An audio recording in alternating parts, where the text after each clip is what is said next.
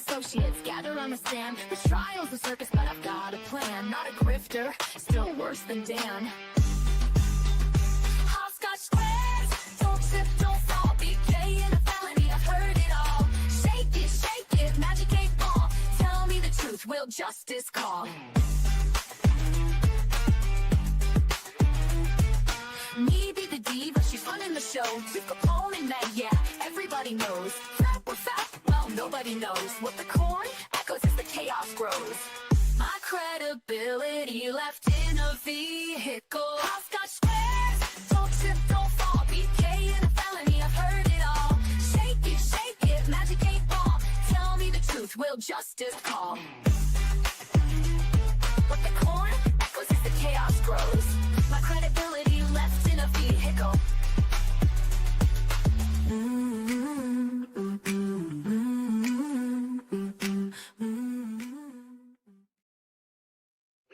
What's up, everyone? Happy Wednesday. We've made it halfway through another week.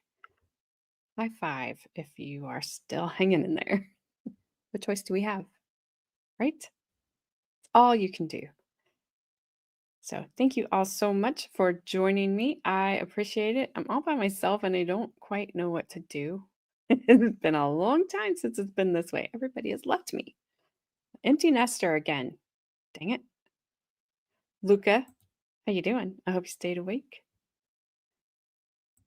Brandon, welcome to the Deliberation Lounge. Oh, and look, somebody heard my call of help and was like, I'll come over and save you. I gotta change my shirt. Yep. Please do so. At least I'm over by myself. Hey, Dill. What's up, Bri? Ronnie. Senorita Bonita. Sir Frank walks in with a gas can and matches. Hello, everyone. How are we doing? That is appropriate for this trial, Sir Frank. What's up, Flash Fan? Oh, you just told Flashman you're going to go get ice cream, so you probably have a follower. Hello, Juliet. I'm not even going to try your last name. Ustalu? Sorry if I completely butchered that. Good to see you. Welcome. I'm good, Flash Fan. And I know you're hungry. Luca is still awake. What's up, Lesko? Member for 7 months. Seemed longer last time. I know you object, but thank you for being a member for 7+ months. I do appreciate it. Okay, let's... Oh, and there's Mr. Baker. Oh, Brandon gets membership chats over here. Don't tell Jamie. He also got 6 months taken off of his membership for some reason. Your secret is safe. Oh, Sir Frank. I am so jealous. Oh my gosh. Favorite donuts ever. Grew up on those things. Delicious. It's Estonian. It means house. Interesting. And a very pretty picture. I mean, it could have been, but I didn't do it. YouTube maybe. I was like, axed him. 6 months. No more. Welcome, Carmen. Sorry about that. How was your day? Long. Yeah. So I was resting. I'm going to turn you down just a little. Oh, Yeah, I think it's screwed up somewhere, and I need to go back in and adjust my mic again. It may just be loud to me, so if I turned her down too much, I will turn her back up. Oh my gosh. Frank lives in my hometown. I'm not saying where it is, and he gets the joy. I don't care if they're Mennonite bakers. at all. I don't care. You get daylight donuts, and that's the best. And it's weird because now it's in the old Dairy Queen. I know it means nothing to any of you. But anyway, we're going to go back to this strange freaking trial with the strangest witnesses we've ever watched. And I don't know what was going on in Craig, Alaska in 2006, but they were all very chill and they really didn't care about a lot. Not saying they didn't care that this woman was unalived, but none of them seemed to get upset about anything. Like, our last trial, uh, the firefighter that found the victim was like, he was almost in tears. The husband of this victim was like, whatever. Like, he was just describing a Monday, what he did, went grocery shopping, and he was just so matter of fact.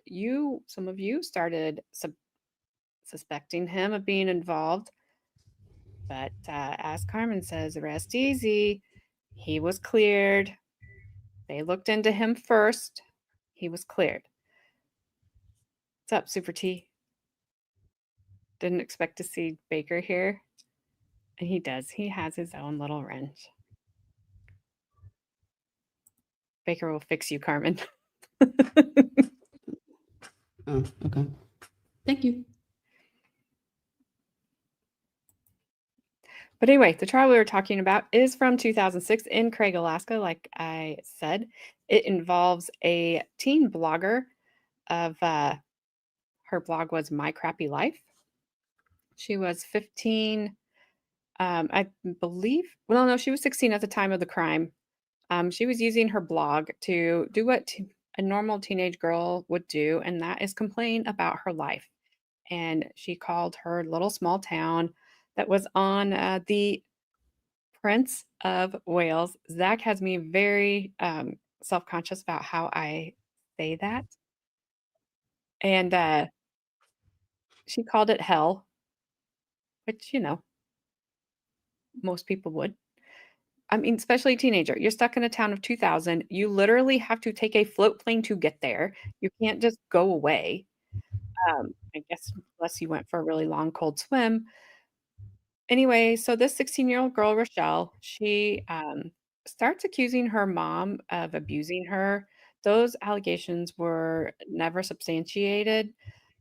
She, when she's 15, she starts dating a 24-year-old. And I always get, let's go, I almost said you're a gay on somebody else's channel.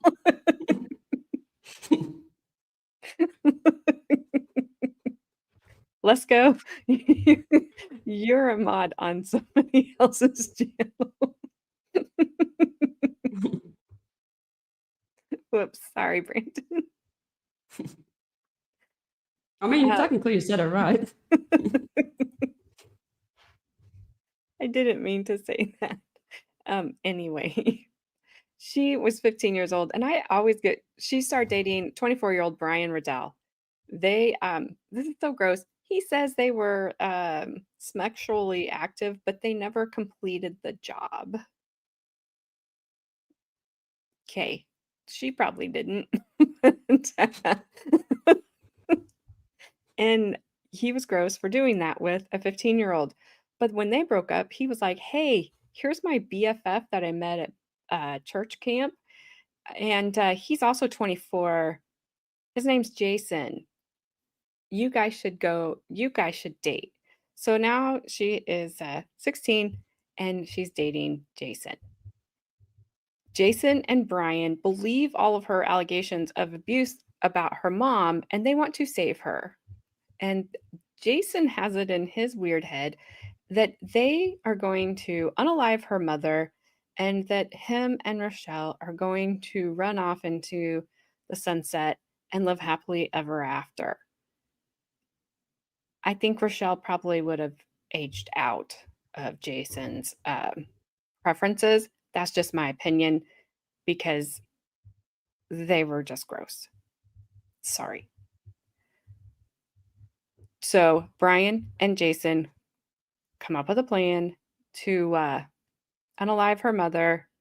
They carry out the plan when Rochelle and her father are out of town. Her father was in Juneau.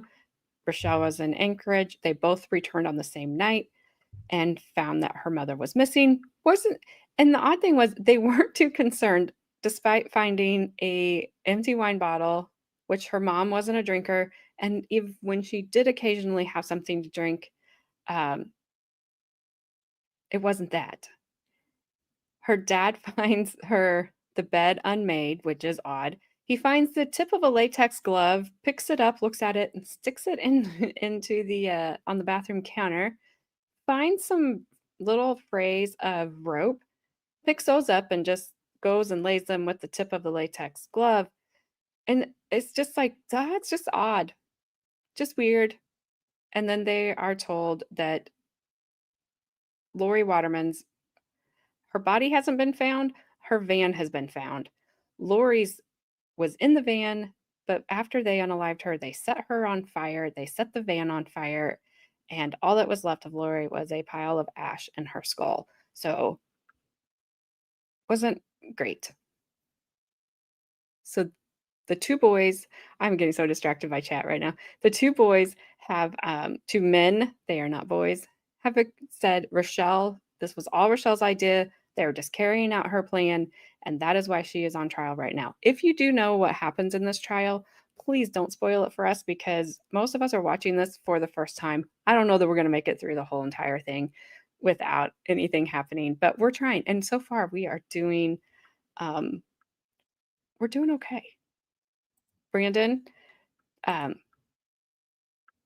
you for the super chat, and I will not describe Gash. Oh, yes, I will. Gash fan was a typo from Puddletown yesterday. That's what that was. Stop it. Dodo, I see you. How you doing? I knew it, Brandon. I knew that's why you hung out over here. Eggnog. It's like Christmas time. Oh, I'm leaving that alone. Can we just go ahead and put forth everyone in Alaska is a weird pedo red rummer theory, I guess. The end result is they get shrimp. There, I said it. Okay, thanks, Flashman. Wow, Baker, latex glove tip or Zach size protection. Well, he's not here, so I don't know. He'll have to answer that question for you later. I don't want to know. Do I have to know? Maybe I do know. Carmen is our little gay frog. So with that, we are going to hear from, I think he is he's a law enforcement officer, John Bond. I keep wanting to call him James Bond. I'm not even going to try the last name of the other witness we're going to hear from, and then we're going to hear from the medical examiner, Dr. Frank Falico. These last names are killing me, unaliving me. Whatever. Really, Carmen? Eggnog starts coming out right around Halloween, but you're always down for good eggnog. Hopefully we'll get some. Yesterday's Trooper Claus, his mustache was a little annoying because it was not it was not symmetrical. It was a little short on one side, and it is dark season in Alaska at this time that the trial was taking place. So we just figured they could not see. Also, he should have been able to see because he had the craziest eyes and expressions we've seen on a witness yet. So, oh yeah, he definitely looked like he did some crack before he walked into court. well, okay. We didn't say that. We just said he did a bump. Baker, don't give him any. Did you have to look up what an Alaskan corn dog was today? Or what was the other thing yesterday, Carmen? Oh, an Alabama Hot Pocket. or an Yeah. Alaskan pipeline. What was the other hot pocket? Louisiana. Yeah, because I was like, what's the difference between Alabama hot pocket and Louisiana? And I was like, you know what? I don't feel like Googling I didn't that. look it up. I didn't look it up. He looked Louisiana hot pocket up. You forgot that? Alabama hot pocket and Miami Heat. Oh wait, we did look that one up. Wasn't that where they not to be poop in a condom, freeze it, and then use that to bang the female with? One of those was that one. Well, the last one we looked up, I think was that the Alaskan pipeline that was Oh, made that's what. made That's by that one. made by Brian and Andy Yeah. Yeah, in that's- Iowa of all places. You're That was right, definitely a what the corn for Gabby. What the corn? There might have been corn in it. Okay, I'm done. Where That's is the that last. Yeah, little that was effer the last. anyways. I don't know. She's probably busy. Oh, I'm glad you know. Glad you know the difference, Baker. So you're saying he was Yeah. speeding down a powder mountain thinking it was snow? Absolutely.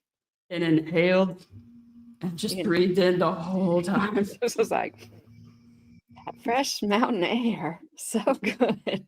Woo. He's like, He's like, hold on, what a rush. I'm so ready. And then he's like, what questions do you have for me? He just looked shocked. Like, what did you say to me? Are you sure? I can't do it with my glasses on. Like, Yeah. I'm like, calm down. There she is. there she is. It's no Malaysian mudslide. I'm not looking that up. I'm not.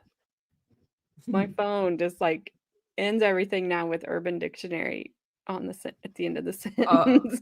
I was so scared earlier because we're not allowed to have our phones in there, but I had to take my phone in there for a second. And so I have like my trainer standing beside me and I needed to open up the internet. I was like, please tell me I closed out of that. Please tell me I closed out of. Thank goodness. Carmen, why are you looking at Alaskan pipelines for? Yeah. Are you moving? No. You're forgiven, Gabby. All's forgiven. I sent you a link if you want it. No, sorry. I just now saw your text message. I'll take it in a second. Okay. So let's start with John Bond here and see what we've got going. I do have it sped up a little bit and got turned up. Let me know how it is. There's a buzzing sound in the back of this audio for some reason. I cannot do anything about that one. State your full name and spell your first and last name. John Sealer Bond, Johnbond. And how are you employed? I'm employed with the state of Alaska as a deputy fire marshal. And what are your duties as a deputy fire marshal? I investigate fires, do building inspections, and plan review building and other structures. Okay. And do you investigate arsons? I do. Okay. Do you also investigate fires in general to see how they're started? Yes, I do. I do origin and cause fire investigation. Okay. Whether they're arson or not? Correct. Okay.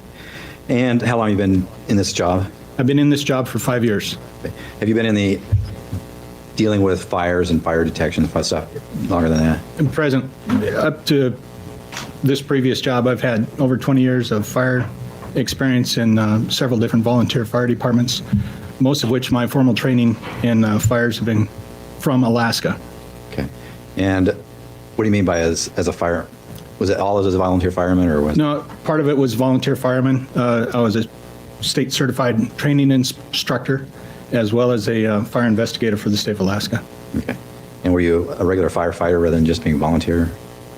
A line fireman, yes. Okay. How long did you do that for? Off and on, 20 years. What kind of education have you had in the area of investigating fires? Investigating fires, I attended the National Fire Academy, been to several origin and cause seminars through various fire organizations that put on this training, AAAI, which is International Arson Association Investigating Associations.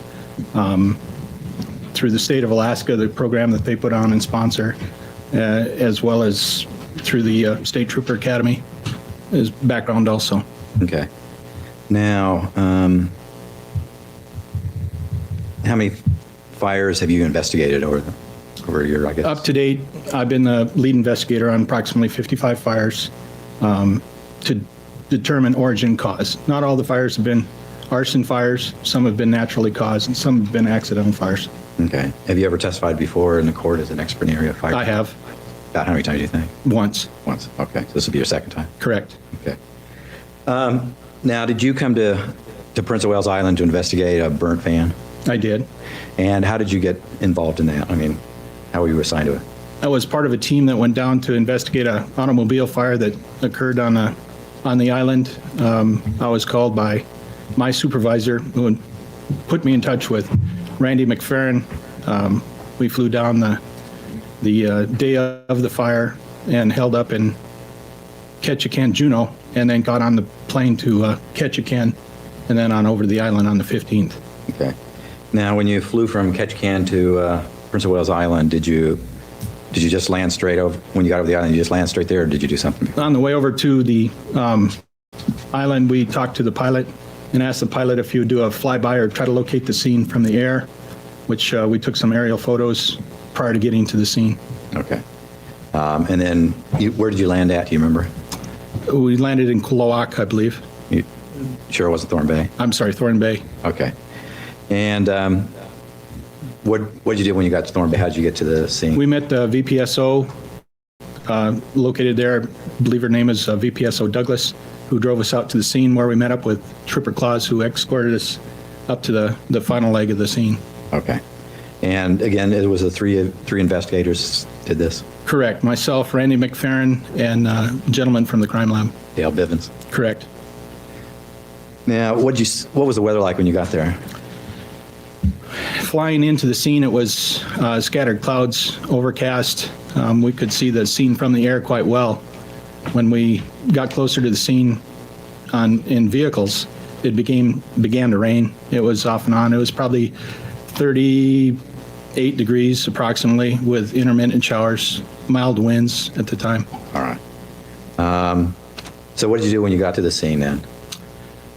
We walked up to the scene. We started by walking around the scene, taking 35 millimeter photos, also digital photos, observed burn patterns at the scene on the vehicle, and just did a 360 around the vehicle first, looking at patterns and evidence and what led us up to the scene. Okay. And then what did you do after that? After that, we started on the interior portion of the vehicle, making photographs and notes and some diagrams. Okay. And then what? Located the body inside and checked the body for what was there, made notes and observations. Okay.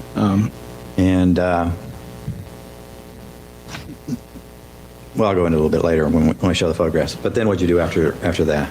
We removed the remains after we looked them over quite well, took good photos, brought her up the hillside, and as going up the hillside behind the vehicle, I noticed a fuel smell, a gasoline type fuel smell. And the farther we went up the hill, I could still track it. It was a little bit of wind in the air, but where we were going was basically the same path the vehicle took down to where it finally rested. And we could smell odor. Well, I marked the places, came back later and took a couple of samples in 2 different locations and sent them into the crime lab. Okay. Now, the body, when you removed it, did you place it in anything before you started carrying it up the hillside? The body was placed in a white body bag liner and then into a yellow body bag. Okay. And then onto a litter, which we used to carry it up in. And then after you removed the body and took it up, what did you do then? What else did you do? Continued looking through what remains below the body, located some teeth and some partial dental work, the wrecker came where we could remove the vehicle to a controlled environment where I could do sift through for any more ash, which could be identified as the person, and any other types of evidence or what would remain in the vehicle after it had been burnt out in a controlled environment.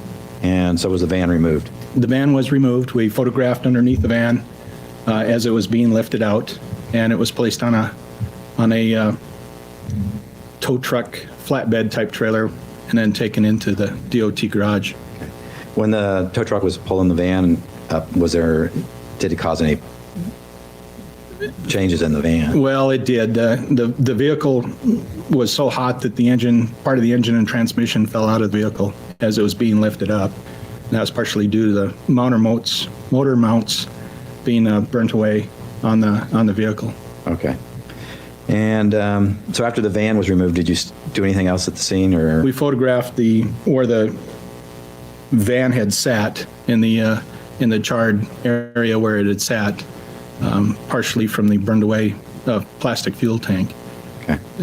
What leaked out there. All right.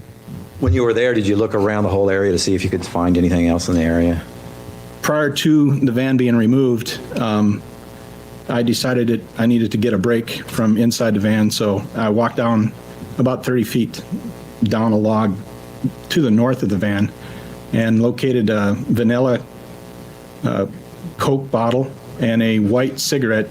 And the white cigarette butt, the cigarette butt was smoked down quite short, and it still had a tooth mark, an impressionable tooth mark in the cigarette. Okay. Was there other stuff like that in the same area around on that? There appeared to be up in the scene.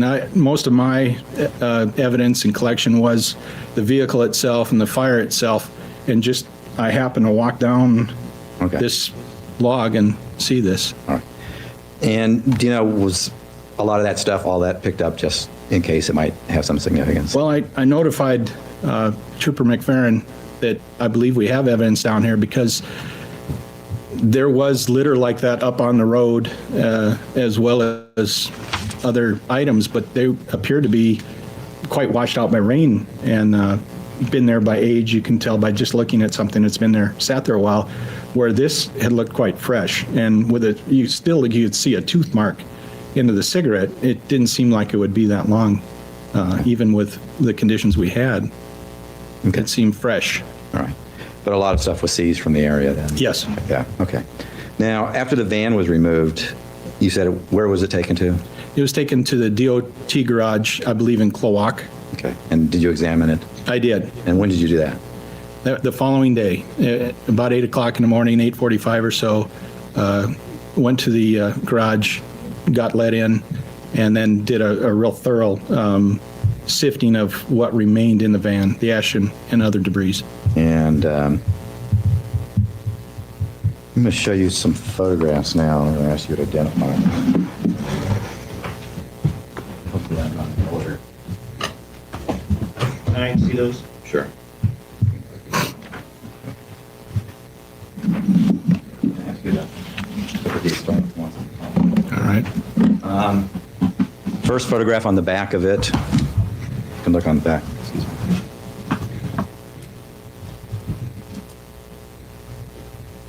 Does it say Plaintiff Exhibit 98? It does. Can you look on the front side of it? The picture that's up there, is that the same photograph? That is. Okay. And what do you see in this photograph? This is the Plymouth minivan that I did my investigation on. Okay. And this is taken, can you tell about where this is taken from? This is taken from the edge of the road as we're walking up into the vehicle and the scene. Okay. Next one, does it say on the back, Plaintiff's Exhibit 99? It does. And what does this photograph show you? This is a side view. Like I said, when I walk into a scene, I take pictures of all four sides of my scene.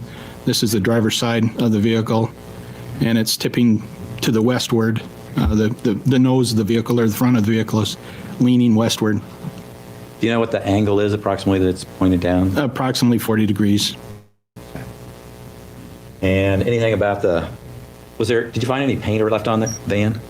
There was a little bit of paint, just actually below that black squared area. This area here? Exactly. It was pearl, paint was later identified as a cranberry pearl paint, which indicated by looking at the paint and its proximity to where the burn patterns are, the vehicle had burned from the top down. Other thing we noted when I was walking into the fire scene that there's glass on top of the roof of the vehicle. Okay. And there's another photo that we can show that. Well, Judge, I think that before we go on, before Mr. Bond gives more of his opinions, I think he probably ought to be certified as an expert. I think the state pled up, but he was not certified as an expert in arson investigation and reconstruction. Would you wish to voir dire on that point? I do not wish to voir dire, but I think for the record, he should be certified. I'll stipulate to the qualifications. So noted. All right. Okay. Thank you. Now, the next photograph is, the back of it is, does it say Plaintiff's Exhibit 100? it does. Okay. And is this the photograph of that one? It's a little dark to see, but, It is the same photograph. okay. And what side of the van is this one in? This is still the driver's side of the vehicle. Okay. Now, I can't see very well, but the front part, is that? The front part, the vehicle rolled up against a log. As it came down the hill, clearly it was not something that was driven forcefully into this or at a high speed. It looked like it appeared to be because there's very little damage to the front of the vehicle, physical damage. It had just appeared to be just kind of rolled up into it. And it's a log that's approximately 30 inches high. This is a clear-cut area with a lot of debris around, which made it hard to move around the scene and get better photos than what we have, I believe. Okay. Let's see. Does the next one, does the back of it shape Plaintiff's Exhibit 101? Yes, it does. Okay. And what's this a view of? This is starting around the back of the scene. It's a little easier to see some of the glass upon the roof of the vehicle. It's this area here. Right. All right. I think there's another photo that'll show a little better. But this area here in the back, what was in this area back here behind the van? The back of the van had more of the burning on top of the logs and the debris field. Because it was raining and because of the cool temperatures, the fire to me was interesting because it was pretty much just the vehicle. Any other fire patterns that were seen there that I saw on the scene were either radiant or contact fire patterns. What's radiant heat? Radiant heat is a direction of heat. If there's, say, a fire at my hand, the side of this microphone would heat up. Radiant heat is similar to like your fireplace. When you stand in front of your fireplace and it warms you up, that's radiant heat. Okay. Direct heat is if we stick our hand in it, or if it touches the glass on the outside of the fireplace or the stove, that's a direct heat or contact heat. Okay. What I saw in this photo, which is hard to see up there, was some surface burning on some of the debris, the roots. Again, this is a clear-cut area, so the roots and debris, there was some surface burning. Some of it was from radiant heat, but some of it was from another type of heat. Okay. All right. And I show you what's marked as Plaintiff's Exhibit 102 and ask, can you identify this? This is coming around on the left side of the vehicle. This is looking at the fire patterns and just what's on this side. It's easy to see that there's no rubber on the tires. There was no rubber left on any of the tires. They're pretty much totally consumed. All right. Now, this log, does it touch the side? That does, and it did have a contact fire burn on it. Interesting thing that the log is positioned there. Again, if it was forcefully driven down that hill, you'd probably see more of because of just the slight bit of burning that's on the log from the contact heat, you'd probably see some type of gouge or scarring next to the vehicle, which was not noted. There's also a little bit of glass in the lower part of that frame on this log that I went out and later found the evidence of the vanilla Coke bottle and the cigarette. So it's there. Right. You can see there's one piece of glass right there. There was glass located a little bit farther away than that, also on that same log. All right. See, the next one is Plaintiff's Exhibit 103. Is that what's marked on the back? Yes. And what's this show? A similar shot working around closer toward the front. Again, the debris, kept me from getting nice photos on all four sides. Okay. Full frame photos. All right. Was the next one, is it marked Plaintiff's Exhibit 104 on the back? It is. And is this the same photo? Yes, it's a more of a close-up of that log that shows contact burning or radiant heat burning, or both. Okay. The next one, is it marked Plaintiff's Exhibit 105 on the back? It is. And what's this show? This shows more this is on the driver's side, up toward the front of the vehicle. Right. The fire patterns on the front of the vehicle, there's soot. It's kind of a brown, rusty, almost color above the front fender well, and it's a smoky soot pattern from the rubber on the tire that was there. Which would be in this area here. Correct. Plaintiff's Exhibit 106, can you identify this? This is the photo that shows the glass on the roof of the vehicle. Okay, that's right there, where it's marked at. And Correct. okay. Also, in that photo, on the left side of that rear post, you can see a divot in that photo also, right there. Okay. That is from a hydraulic lift piston. You see them on hatchback vehicles. It's that one that makes that noise when you lift it up. It's a piston that's filled with nitrogen. And due to the way the vehicle is pitched, and with the hatch in the open position prior to the fire, I can tell it was open prior to the fire because it left divots on both sides of the vehicle, on this post and on the passenger side, or the right side of the vehicle's post, which indicated that the hatch was in the open position when the fire began. Also, when the glass, and that's the reason why the glass is up there, as it's heating up, these things exploded, which knocked the glass onto the roof of the vehicle. So the hatch is in the up position, is what I came out with on that. Okay. So the back window was open then? Correct. When the fire started? Well, the back hatch was open. The back hatch? Yeah, the whole back hatch. I believe that window is a type of window that has a locking mechanism. You can open it and access it from that position, as well as open the whole hatch. Okay. In this scenario, the whole hatch is open. Okay. When you got there, was it the hatch open though? No, it was in this position. We have not moved or touched the vehicle while these photos have been taken. What would account for it being down then? Those divots in the side, as the heat, these are full of nitrogen, and it'll expand 3 times its size in the space. So direct heat impingement on these cylinders, on these 2 pistons, exploded, which caused it to flop up, and with no gas, and they became unattached also. With no gas, and of course the hatch would fall back in a down position. Okay. Next one is Plaintiff's Exhibit 107. Is that what's marked on back? It is. Okay. And what's this? This is some surface burning directly behind the car. Partially, it's due to radiant heat, but as I was able to go up the hillside just a little bit farther, it came into a kind of an irregular pattern and then stopped abruptly. Okay. But these are just some clear-cut roots that are piled up behind the vehicle. It kind of crumpled up over the top of these as it went down the hill. Other than the van, is this the major area where the plants were burned at? Exactly. There's more burning there. It's pretty steep hill getting down to that, and there's a little bit of radiant heat burning, but this is more from what was spilled, I believe, onto the root or plant material that's there, vegetative material. What would be like an accelerant? An accelerant, yes.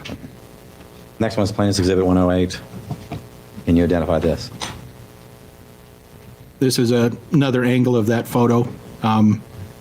Again, what's in it is the burned out of the back on the root structure. Okay, and you can see that the hatch is shut on this section. The hatch is shut.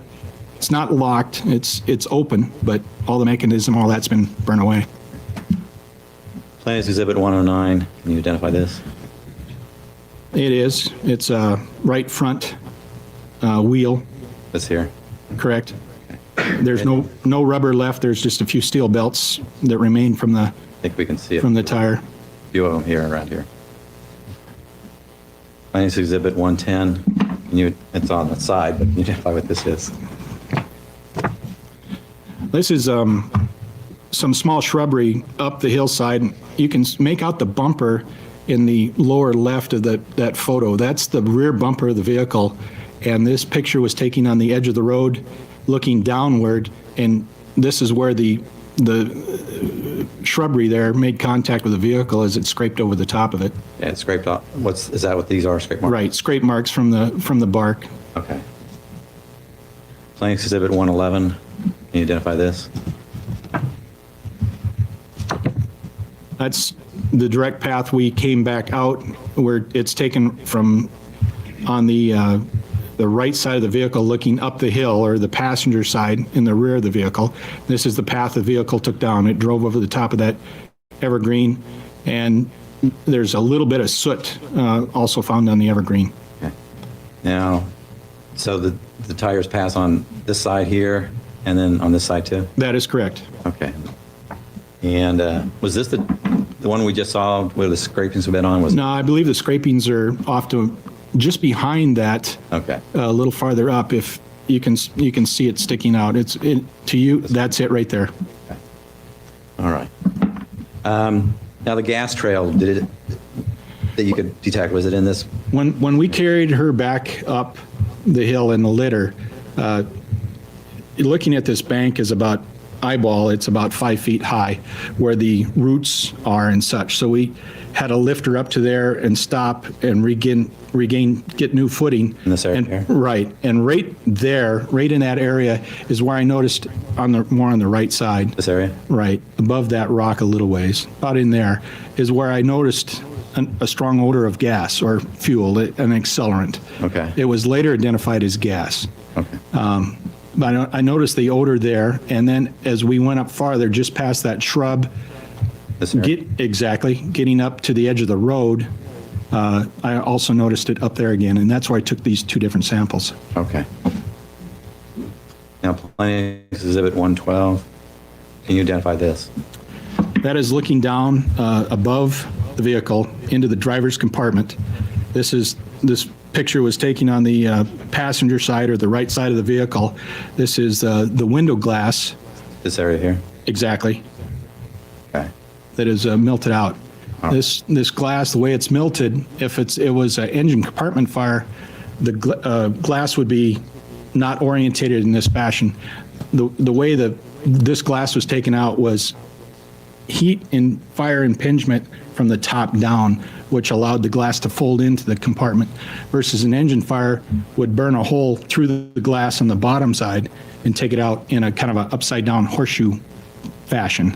Okay. Plaintiff's Exhibit 113. Can you identify this?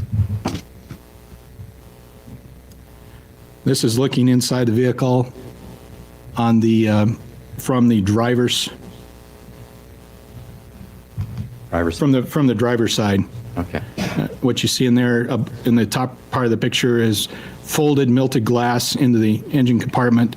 It shows that there's no dash left or any type of combustible in the vehicle left in that photo in the front end. Okay. Now you're looking through the driver's window area here, is that right? That's correct. Did you find the glass for the driver's side window as well as the passenger side window? The glass for the driver and passenger side windows were both in the down position. I did locate the glass. It was in the door. In these types of fires, if the glass is in the down position, usually you're not going to have any problems with fire impingement necessarily, where it would crack and crystallize, because that is safety glass. It would turn to like pea gravel. It would break up. This glass was found in the door wells, folded kind of in a ribbon shaped form, kind of like Christmas candy, the ribbon Christmas candy that you see at that time of year. That is in the driver's door and the front passenger door. Both windows are in the down position, Which indicates? which indicates the windows were down prior to the fire being started or during the fire itself. Okay. Plaintiff's Exhibit 114. What's this a view of? This is looking in the from the front window on the passenger side or the right side of the vehicle, I'm looking in, I can see there's a human remains in there. The body is in there. There's no upholstery, no fabric left on the seats. Everything in the vehicle, combustible, was consumed except for the body in the position it is in. Now, Plaintiff's Exhibit 115. What's this a picture of? That's a picture of between the two front seats, the small area that sits between the passenger and driver's seat. The top part of the photo, you can see the skull of the remains that are there. Okay. Plaintiff's Exhibit 116. What's this a picture of? And again, that is the driver's side looking in on the floor of the driver's side. You can make out the brake pedal right there, exactly. And that's just of the dash, below the dash area where the steering column used to be. Okay. And what's this in this area here? Can you tell? That one. I can't tell from this one. Okay. Later located, and we have it in another photo. Okay. All right. Oh, yeah. Okay. Let me show you what's marked as Plaintiff's 117. Yes. And what's that? That is the keys. The ignition keys are the keys for that particular vehicle that was used. The cylinder for the keys are located right to the left, lower left of it. What's right this? there. That's the cylinder that the keys were in. The cylinder, is that the ignition? Ignition, part of the keys, yes. Okay. Did you find the keys in the ignition? The keys were not in the ignition per se, but there was brass in the cylinder hole where the key would be. And I'm assuming the keys, when they dropped off the ignition, when all that portion collapsed, the keys being bronze, melting temperature it varies because bronze is an alloy and it can melt 500 to 600 degrees, 700 degrees, as high as 800 degrees.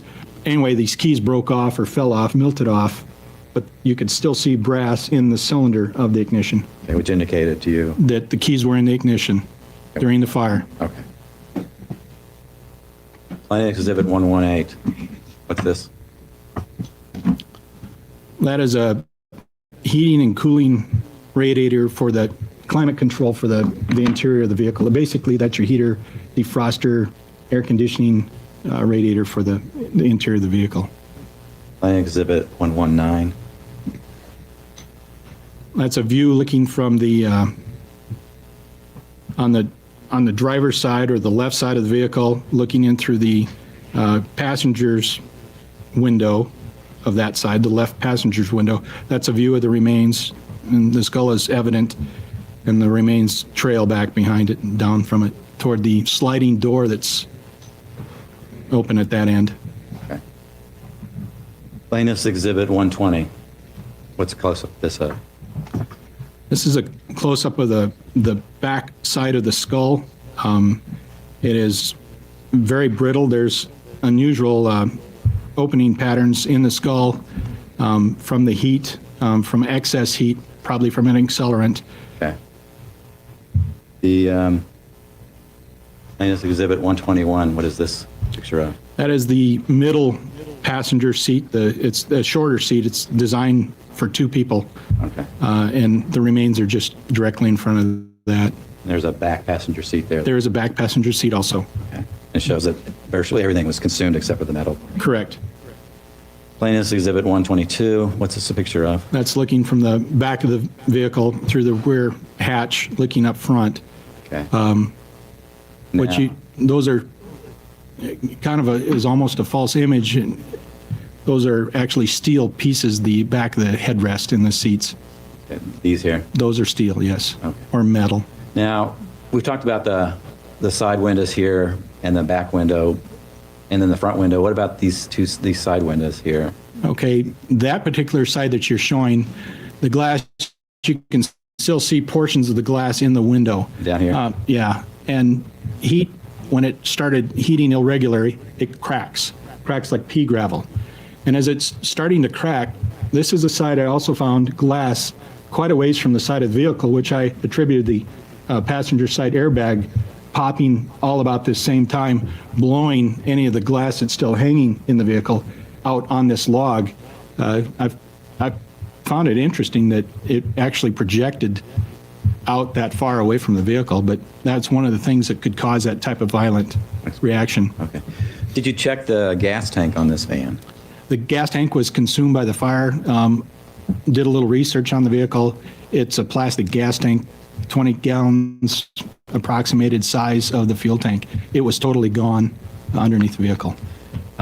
Based on the damage you saw, could you estimate about what the temperature was in this van?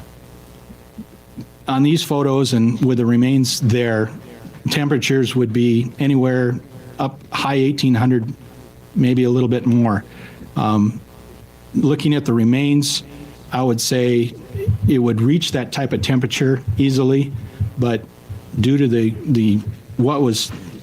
there's not a lot of combustibles in the vehicle, so there'd have to be another heat source to sustain the kind of heat that period of time. But cremated remains under a controlled condition, like in a crematory, would last 13 to 1800 degrees for approximately 4 hours. Okay. So with the remains that are left, it easily could have reached 1800 degrees, but because of the remains that we have there, it probably wasn't sustained for that long period of time. Do you have any background in the area, like cremations and stuff? I do. I'm a licensed funeral director and embalmer. I've also worked for the medical examiner office as an autopsy assistant for 4 years. Now,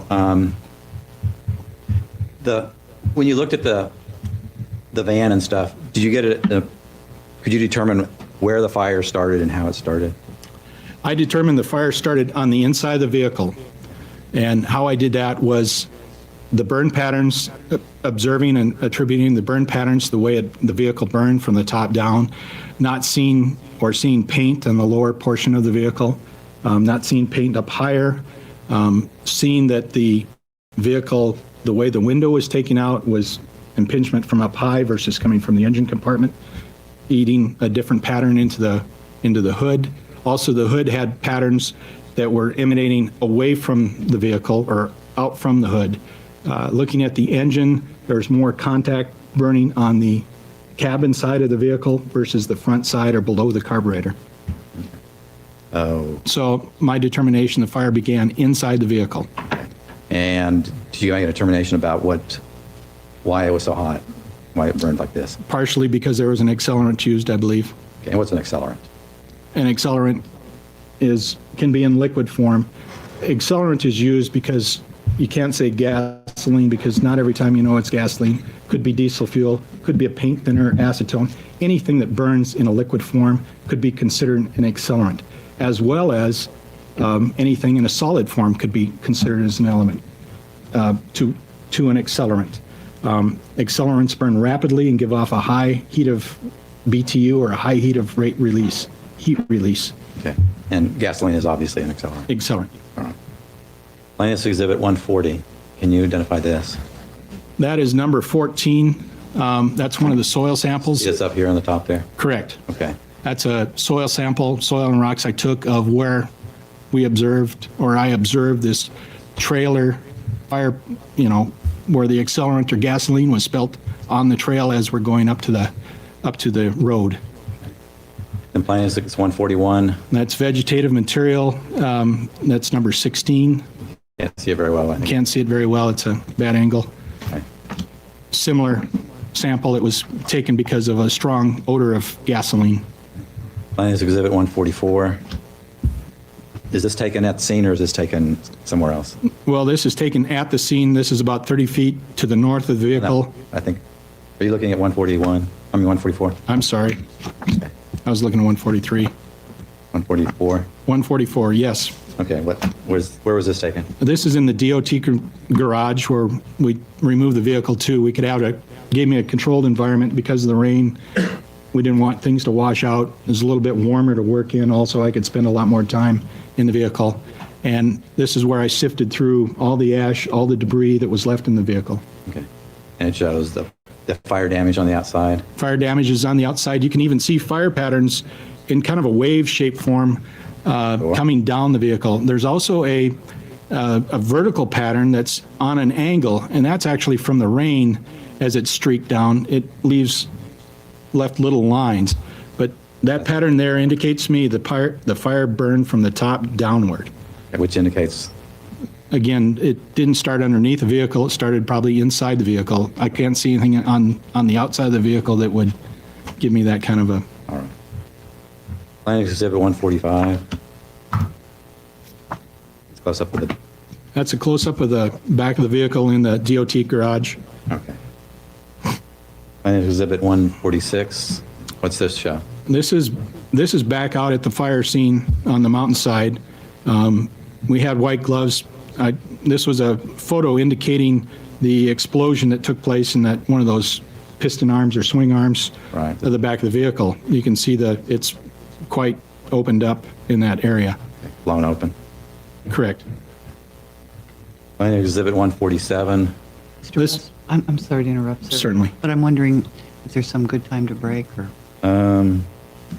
Hold on a second. I think we only got a couple of photos left. We can stop now.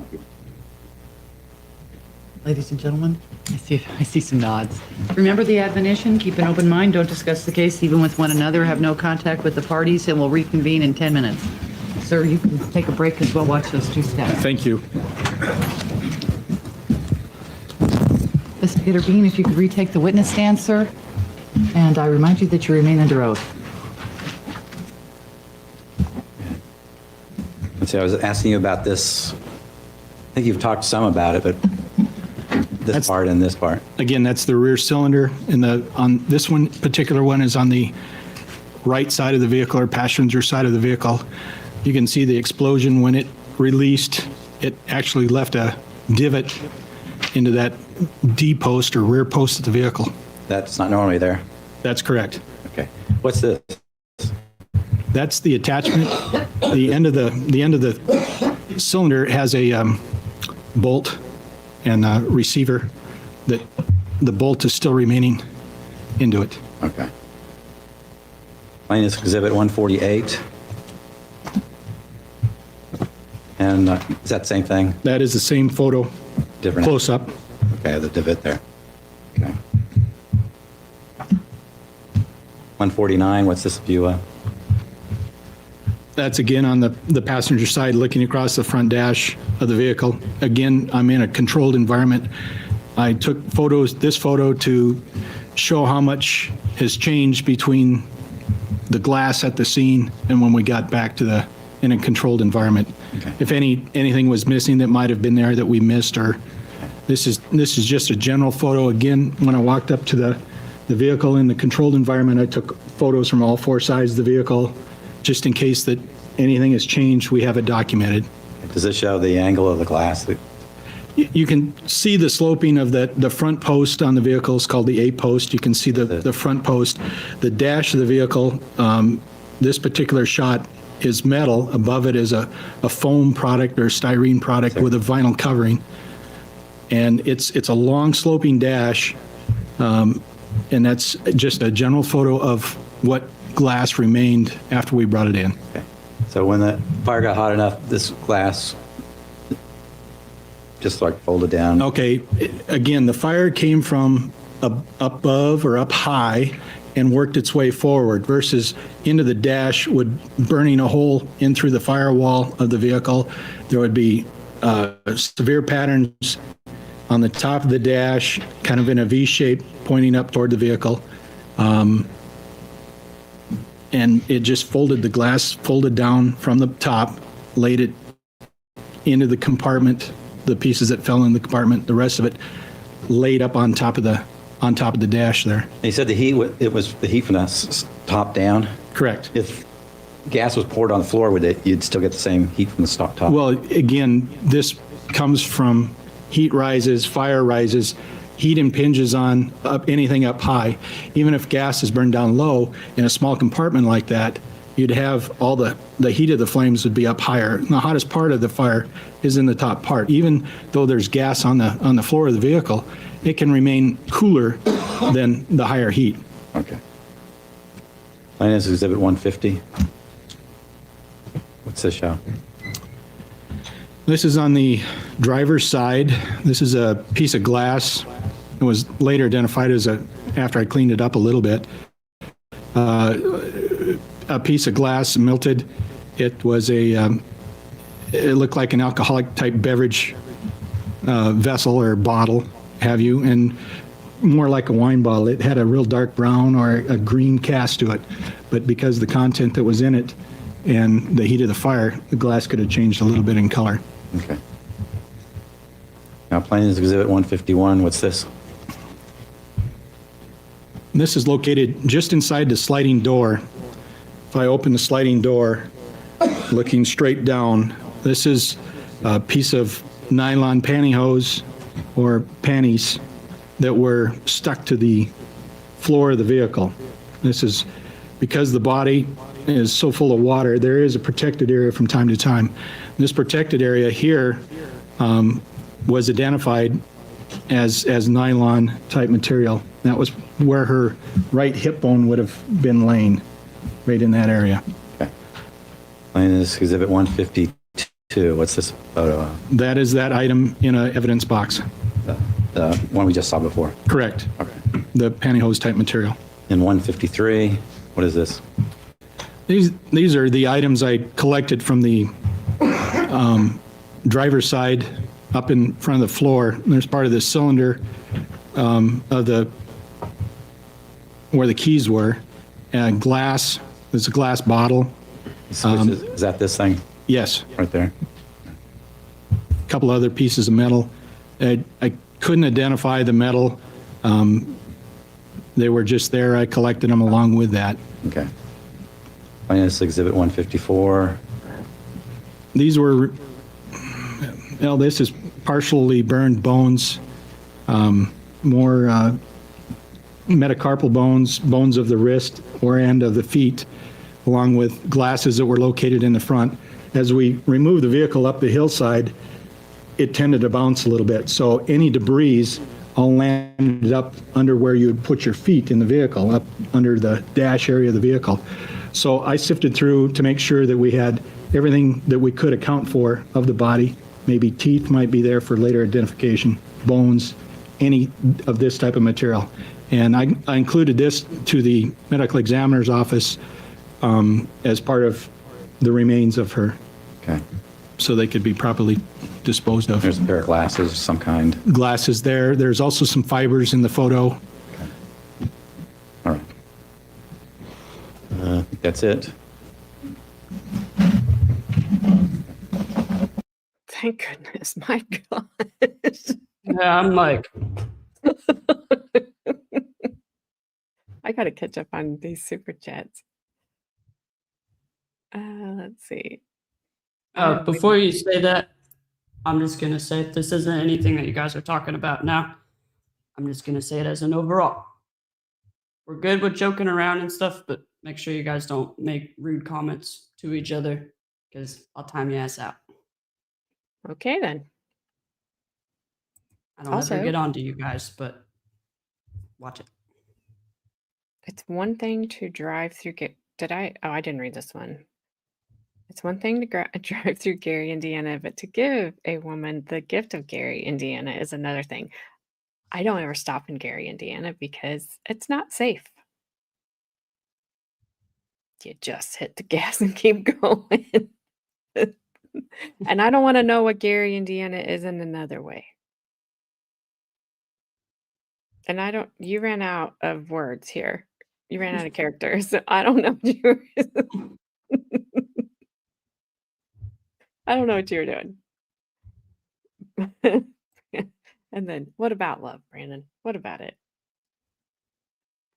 I don't know this song, so I'll just have to read it. Girl, you, I want to read like we do when we talk about Flashman picking up a girl. Girl, you cut those jeans just right. I know you didn't buy them like that. So, baby, don't even try that. You dance, oh, you move like there ain't nobody watching. But, girl, you know I'm watching. All right, let's go. Little artist over there. Thank you for the super chats. Get a job and all of a sudden you think you're in command. I don't ever get on to anybody, but sometimes I do got a mod. My eyes are blue.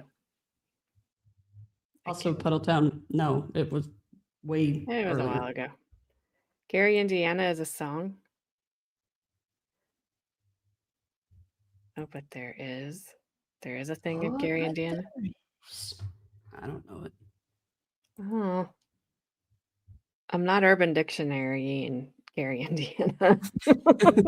You're gonna get a lot.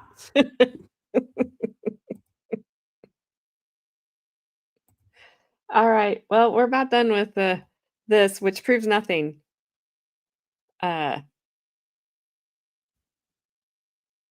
It's bad and it shows what happened to Lori Waterman, but at the end of the day, it doesn't prove anything. Mm-mm. It doesn't prove who did it, who didn't do it. We're going to hear from them. We've got one more witness, and then we're going to hear from the medical examiner. And again, we're going to get the details of what happened to Lori from the people that did it. There's nothing there to tell what happened to Lori. You can't tell by that she. I mean, guess you could probably tell that if they hit her in the head with the flashlight, you could probably tell that she was hit in the head with something. Can't tell if she was choked. You can't tell if she well, you can tell she was set on fire because she was burned to nothing. But there's so many, you just can't tell what else happened to her. You can't tell if she was tied up. You can't tell that, it's like, I hope nothing bad other than they just took her from the house. I mean, other than her death, which was bad. I mean, what can happen to women before they take you? I hope nothing like that happened to her. So, but John Bond, see if I really have to catch myself to not say James Bond. And then when I say John Bond, I want to say John Bon Jovi. So this guy needs to change his name. Gary, Indiana was a song in the Music Man. You guys are ridiculous. I didn't yell. I just letting you know. See what happens.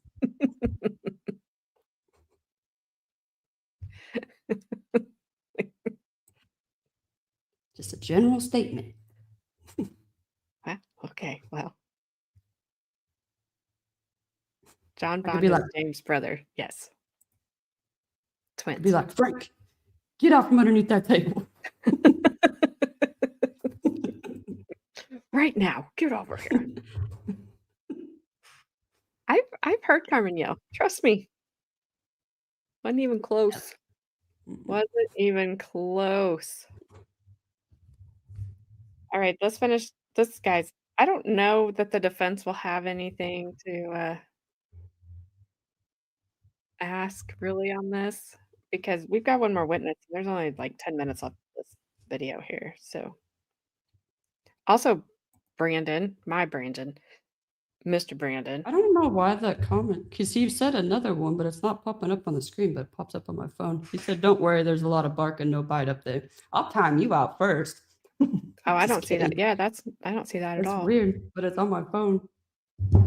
It's not even in YouTube. I'm gonna time you out. I'll time him out. Remember that one time when Flashman was just messing around and did that? Yeah, there was one time that I just went to hang up the phone in Discord with Puddletown because he fell asleep and I accidentally kicked him completely out. I didn't mean to. No, I'm not gonna. I don't want to time anybody out. But I would do it as a joke because he's my brother. But his name is Mr. Brandon. His name is throwing me off. When he said he'd lost his badge, I wondered why he was a new member. Now I know. Too. I was like, you were just a member yesterday. Yeah, so I was a little confused. Yeah, my butt still hurts. Okay, well, I'm not touching that. Put some ice on it. Super T, Yeah, but- yes, the world is horrible. Oh my gosh, by a 9-year-old and a 10-year-old girl? Dang, that's bad. Well, Cleveland has been downhill. That's where Cheyenne got shot. Pew pew. Pew pew. Sorry. Brandon, your wife is calling you. Don't touch it. Nobody touch that comment. And nobody touched that comment. Stop it, Carmen.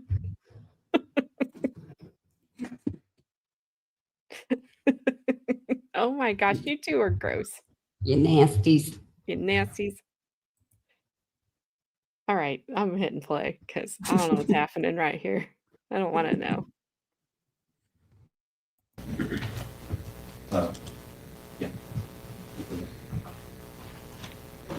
This was the one extra photo. I just showed you this. You don't need to turn the lights off.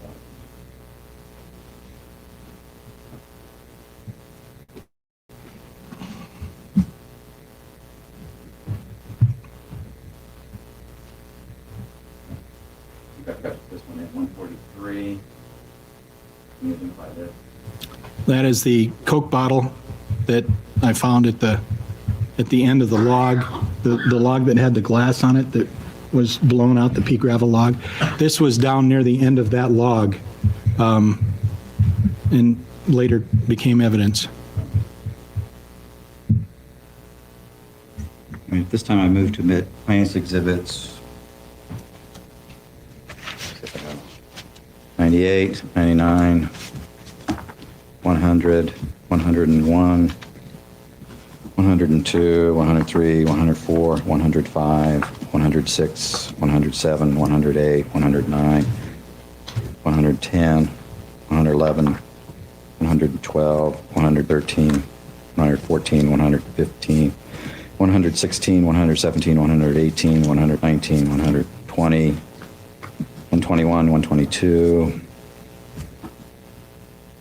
140, 141, 143, 144, 145, 146, 147, 148, 149, 150, 151, 152, 153, 154.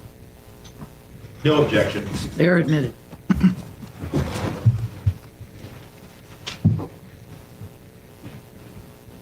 Now, when you saw the body in the van, the arms and the legs, were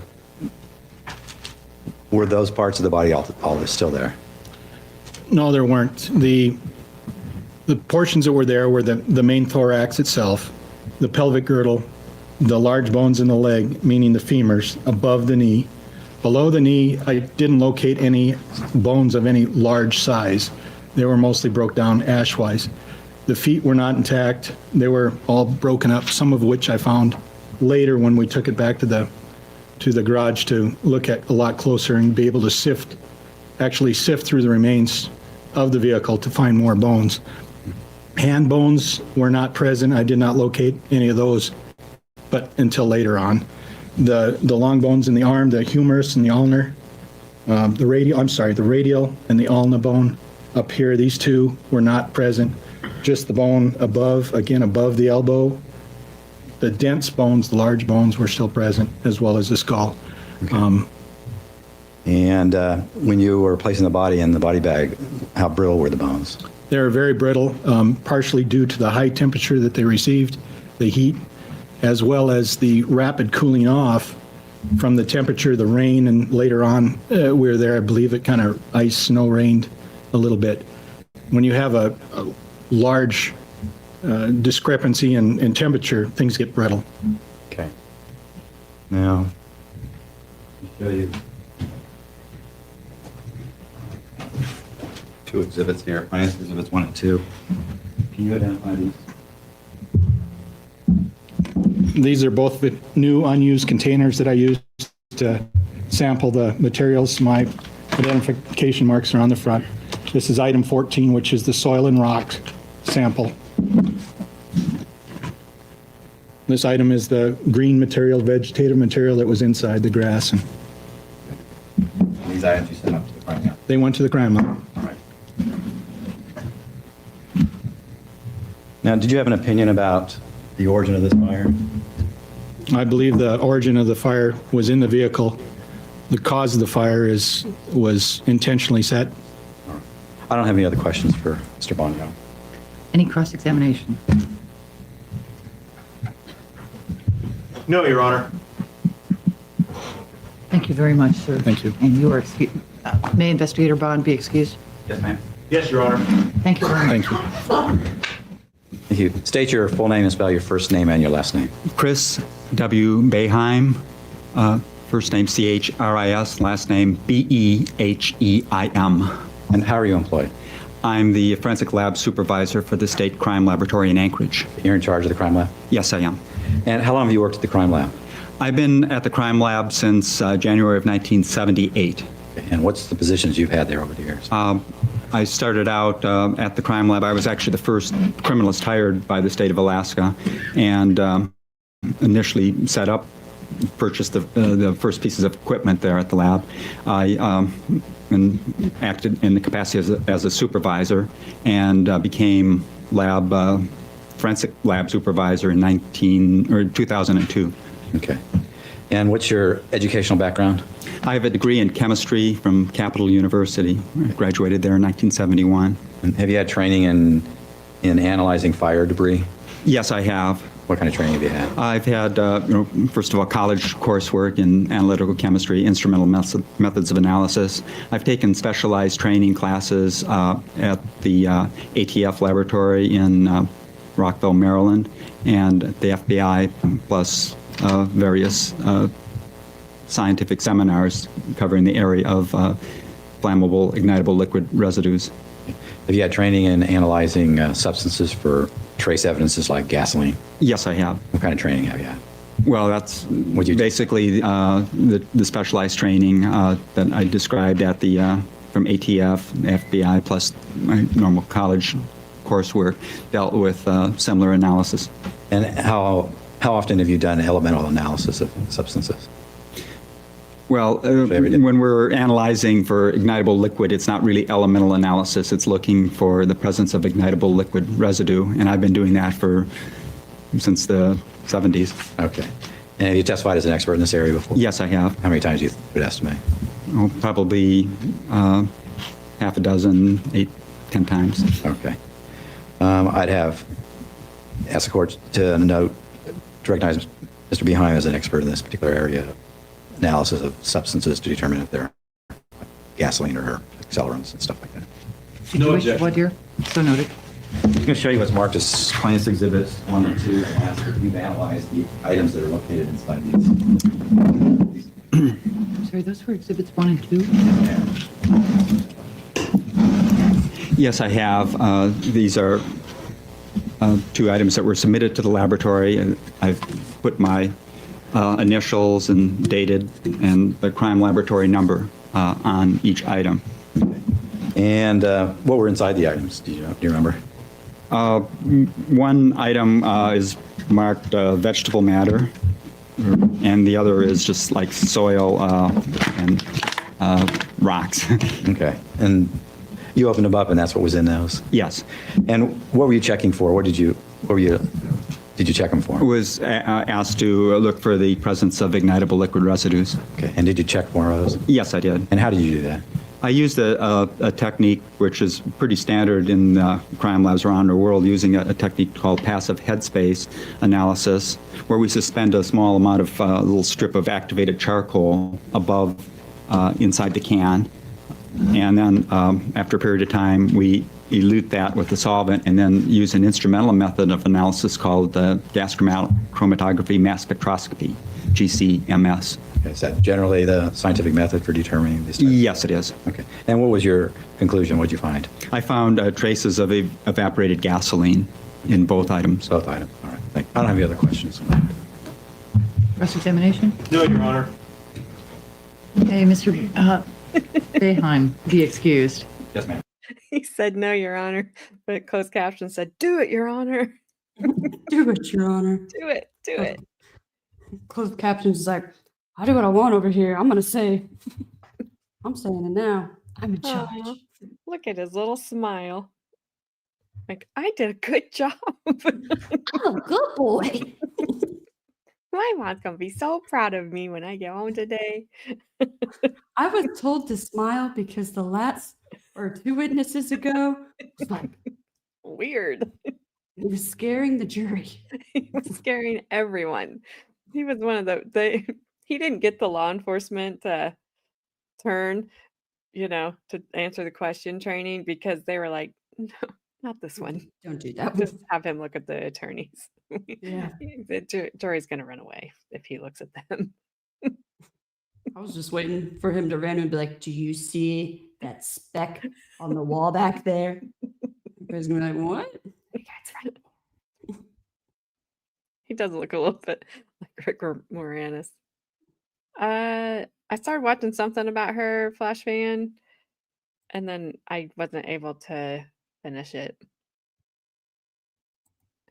That smile was as creepy as the one from Pennywise. Combine it with Robert Graves' season, you have it.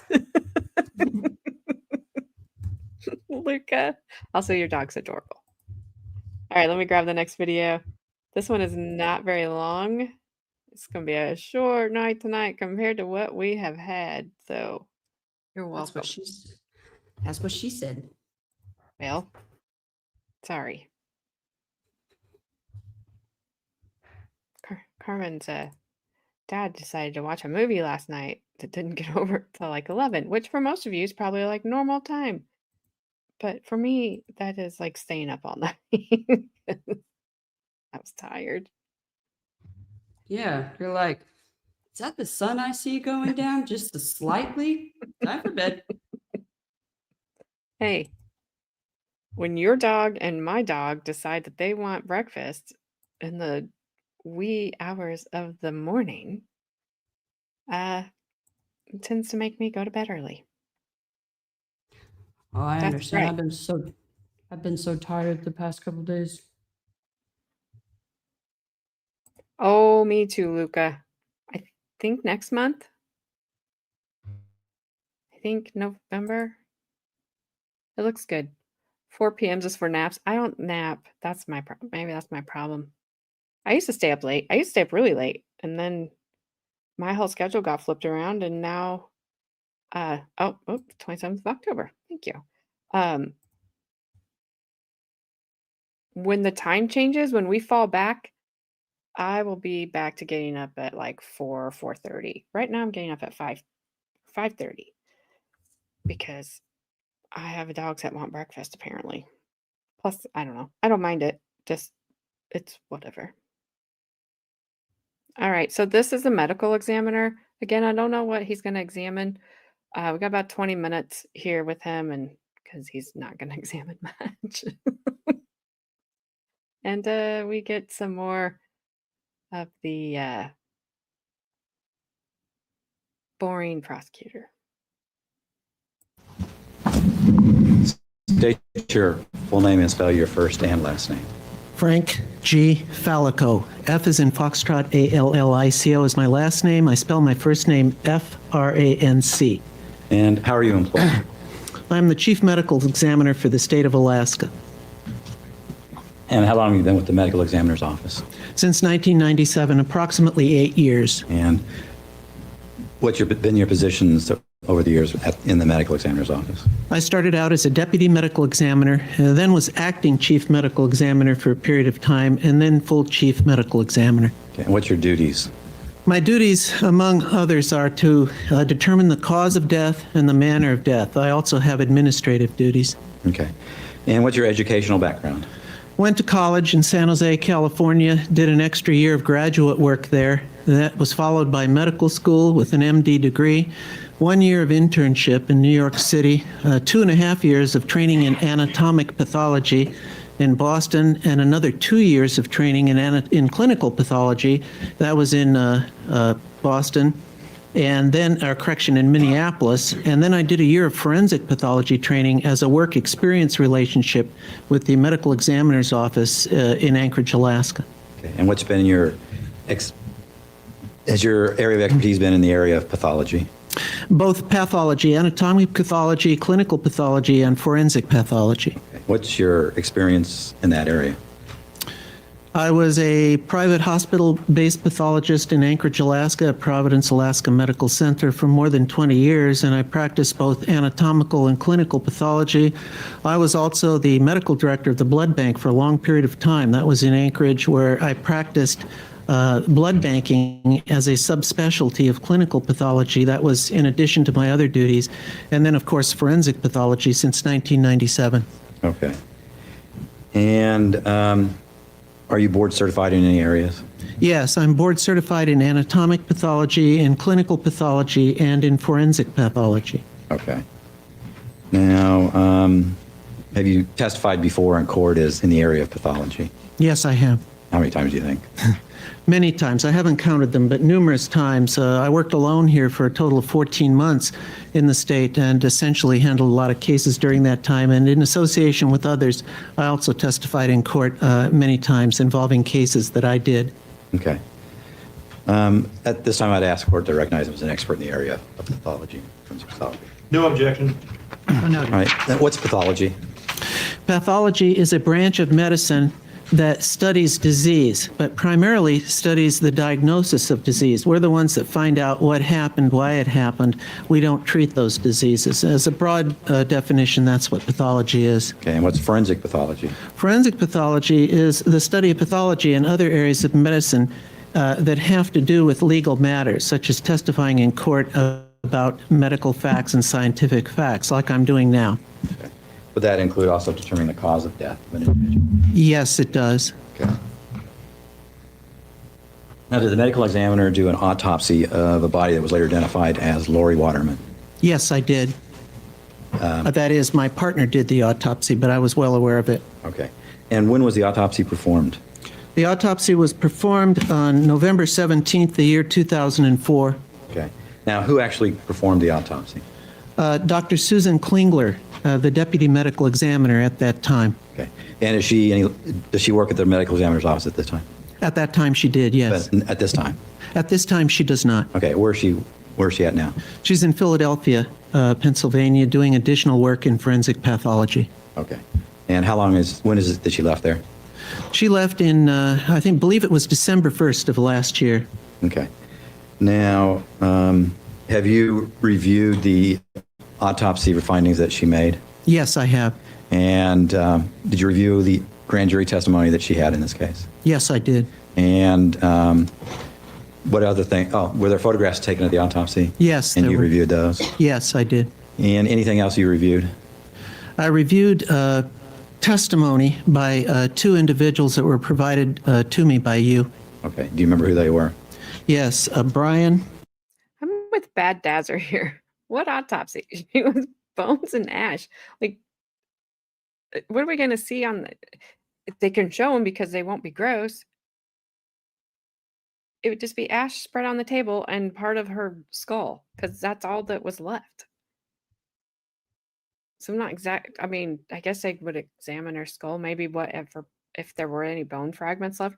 Most of the time, people are not successful at burning a body all the way to ash because it takes that had to have been hot.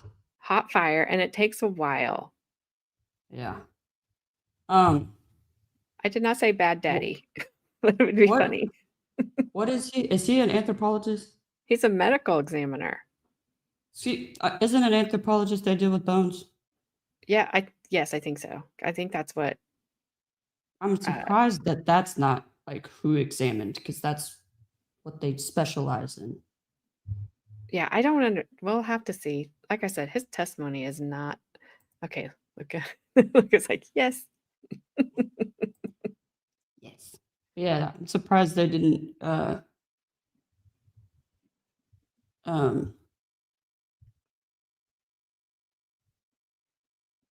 I was trying to read something. I'm surprised that that's not who they called in, a forensic anthropologist. There's still time. Yeah, that's true. But if he has the it is so weird. But if he's getting ready to say that he has a testimony from Brian Riddell or Jason Arendt, then he has the details of what they did. No apology necessary because we don't know. I thought it was, but then it makes me second guess myself because I don't want to be wrong. Yeah, then I was like, is that the right one? Did I even pronounce it right? Like, where am I? I'm like 2 + 2 is What is it again? Googling. Google. The bits of skull would have blown apart because the pressure from the fire makes the fluid expand. Yeah, there was only, it looked like the top part of her skull. There was at least that in the upper jaw, part of the upper jaw was left. Because that's how they identified her. Oh, I about to spin a bad joke. Please don't. I'm going to. Please don't. Yes, 2 + 2 does equal 97. If the side of the jaw and the top part was the only thing that was left, do you think she was like, I'm melting? Because the rest is No. gone. Bad. That's a terrible joke. I'm going to Awful. hell. I am Terrible. heading play. Terrible joke. What's wrong with you? I'll refer to my notes.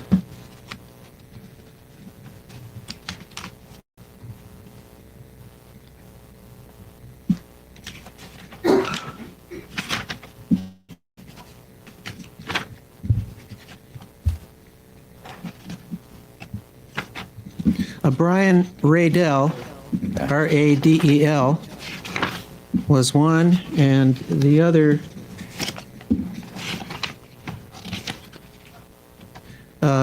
person's name is Jason Arendt. Okay. And that was a transcript of what they described as how she had died. Yes, how Ms. Waterman died. And when the body was brought in to do the autopsy, you were aware of it. Yes, I was. Did you discuss with Dr. Klingler her results at that time? I did. I viewed the body. I viewed the remains multiple times and discussed the case with her multiple times. Is it unusual for you to come in and testify about something that another pathologist has done? No, not at all. Okay. Now, what kind of condition was the body in when it was brought in? The body was badly burned. Okay. And what kind of, you said it was badly burned. Was the whole body there, or what kind of shape was the body in? No, the whole body was not there. What remained were 33 pounds of what we call cremains, or very badly burned charred remains. Many of the bones had been burned away, the skin burned away. However, some items remained.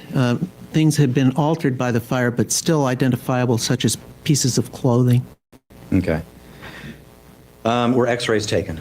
Yes, they were. And what was the purpose for taking x-rays? In all fire victims, we take x-rays as a routine matter. We may pick up some evidence of violent death that might not be so apparent. For example, we may find a broken sharp force implement like a broken knife, or we may find a bullet. Okay. Did you find any of that in Ms. Waterman? No. Okay. Did you, were dental remains found? Yes, they were. And what, did you find the entire part of the jaw, or was it just part of it? No, just part of the jaw, but there was a fair part remaining. Okay. Were individual teeth located as well? Yes, they were. Was anything done with those to determine who the person was that was being examined? Yes, x-rays were made, and then those x-rays are then given to a specialist who is able to make dental comparisons in a very detailed way for identifying the remains. And who's that person that you used? That person's name is Mr., and I'll review my notes to get the, Tauchek is the last name. Terry Tauchek. Okay. He's a, what is he? A forensic odontologist. That is a person that specializes in making the kinds of comparisons I just described. Okay. He's a doctor of dentistry in addition? Yes. Okay. And did he compare the x-rays that were taken of the remains teeth with x-rays that were provided of Lori Waterman? Yes. Okay, and what was his conclusion? His conclusion was the identification of Lori Waterman was made to certainty. Okay.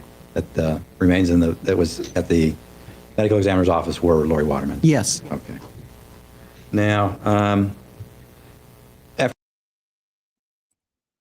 Whoops. See you, Super T. Have a good rest of your night. Thanks for joining us. We'll be back tomorrow.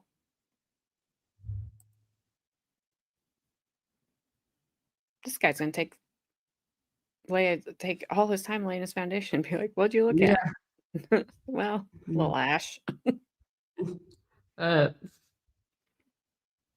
Frank, YouTube's stupid sometimes. It will refund you. You don't have to request anything. I mean, basically what I said. And also it can, depending on what you typed out, it's starting to flag again. Just like Juliet said, it's cracking down on certain things, being dumb. Like it wouldn't let Gabby say the word banana the other day. Stupid. Good night, Ronnie. night. See ya. You're getting an error, Sticky? Well, I do know that YouTube is updating a lot of stuff. Yay. So who knows? Who knows what's going to happen or how things are going to run? Because every time StreamYard updates, it sucks. The updates are okay, but it really screws with StreamYard for a while. So I'm really kind of worried when YouTube starts rolling out all these things, what's going to happen. Yeah, I don't know. I'm just here. Me too. All right. Also, good to see you, Sticky. I don't know what you're getting an error on.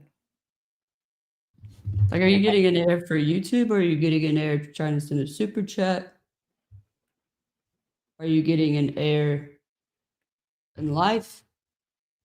What are you getting an error on? An error with life.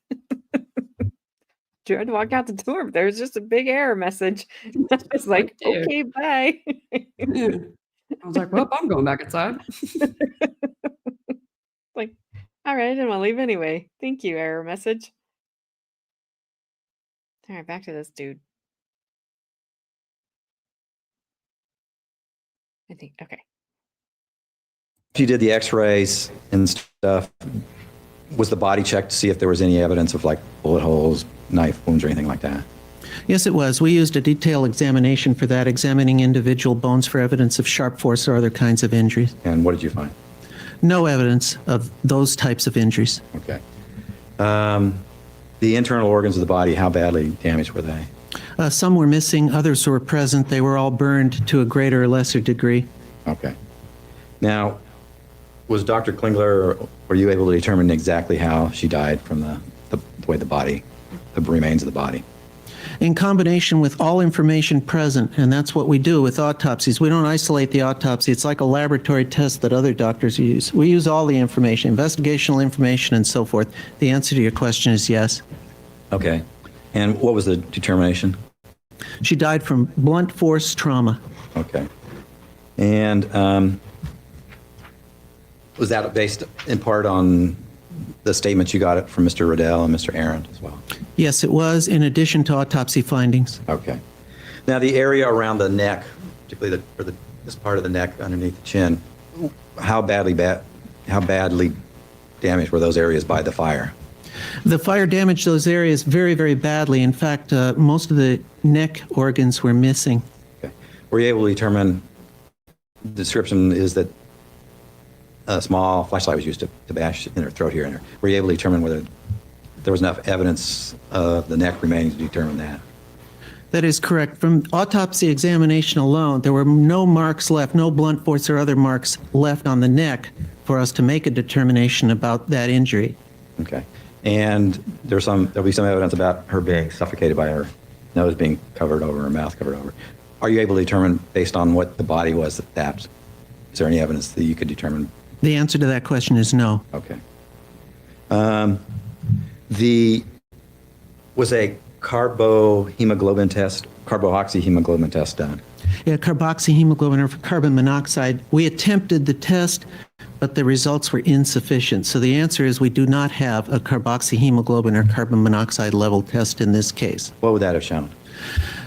Depending on if a person was breathing at the time of the fire, they would inhale smoke, so they would absorb carbon monoxide in many cases, but not in all. If, on the other hand, a person were killed and then a fire set, they would not be breathing, so that carbon monoxide level would be low to absent. Okay. But you weren't able to determine this test? No. Was a toxicology test done on her? Yes, it was. And what's a toxicology test? A toxicology test is a test made to determine various poisons, like drugs, alcohol, and so forth, in the body. Okay. And what the test results show as to Ms. Waterman? They were negative. It didn't show any drugs. Were you able to determine an alcohol level for her? I'll refer to my notes. The answer to that question is we were able to determine a level because we did a comprehensive drug screen that would include alcohol, and that test was negative. So alcohol would be included in there, and there was no alcohol or other drugs identified. Are you sure about the alcohol one? I thought the test results said something about volatiles. Well, what I have here is the actual report from the laboratory. It's said to be a final report. It has Lori Waterman's name on it, and there is a line that reads, comprehensive blood/serum screen, comprehensive drug screen negative, and then note, submitted sample was unsuitable for volatiles testing. So what that tells me is that they were not able to test for the volatiles. However, in drug testing, there are lots of things that are not tested for. Right. Okay. In this particular case, it would have been hopeful to test for volatiles, but the lab was not able to do it because of the unsuitability of the specimen. Okay. And what's a volatiles? A volatile is a gaseous substance that bubbles off. For example, gasoline, it would effervesce or come out into the air. The way it comes out in toxicology testing is it comes off the surface of the liquid blood into what we call the headspace, or the air remaining between the top of the tube and the liquid. And that can be tested, that airspace tested for various gases and other things. Is alcohol a volatile? Well, alcohol is more volatile than water. It's not a volatile in the sense we're using it here, but it will boil at a lower temperature than water will, so it can be separated using a still process, for example. But we don't test alcohol the same way we would test the volatiles necessarily. Okay. So, I mean, I think their statements were that they gave her a bunch of alcohol. Would you been able to, even before the body was burnt up, were you able to determine that? Well, as I said earlier, we were not able to determine it because of the specimen. However, your statement could still be correct because when blood burns, the alcohol would volatilize or come off as a gas, so there'd be no remaining alcohol in the sample that we had. Remember, we have really altered blood here in this case due to the high heat of the fire. Okay.